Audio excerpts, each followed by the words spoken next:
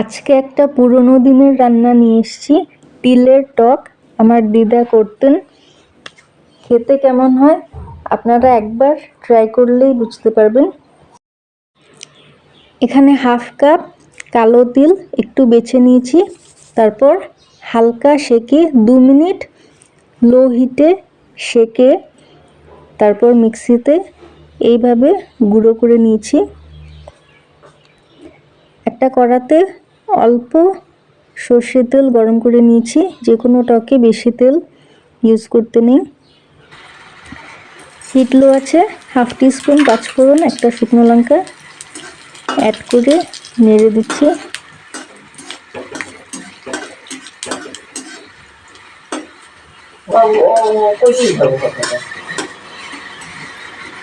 আমার তো যাওয়ার ইচ্ছে নেই। আমি যাবো না, কিছুতেই যাবো না, আমি দেখেই যাবো সব, আমি সেট করেই যাবো। আমি রসনা খেলা যাবো না, মনের জোর রেখে চলি মানে। পাপা তো মনের জোর হারাই ফেলেছে, আমি মনের জোর কখনো হারাইনি। আমার ভিতরে যে ওই এনার্জি সব আছে আমার ভিতরে। মমি আছো, তুমি আমার বন্ধু তো, বৌদি তো, আমি আলাদা করে দিকে, আমি তোমার বহুত কাছে কথা বলি, কিন্তু আমি মনে ভাবে আমার ভালো চর্চা করে আমি ঠিক হয়ে যাবো।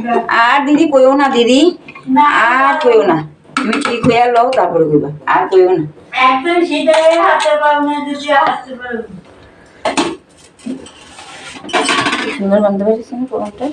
ইসলাম কি খাওয়া করে এটা রেসিপি বানাইব। নারে বাবু দুটো করে আমি যেরকম আমার রেসিপি আমার কড়াই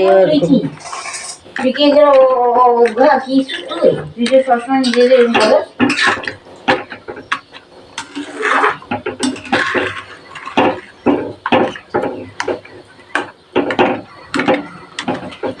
আমি তো নিজের ওরা ভাবুনি না কিছুতেই না।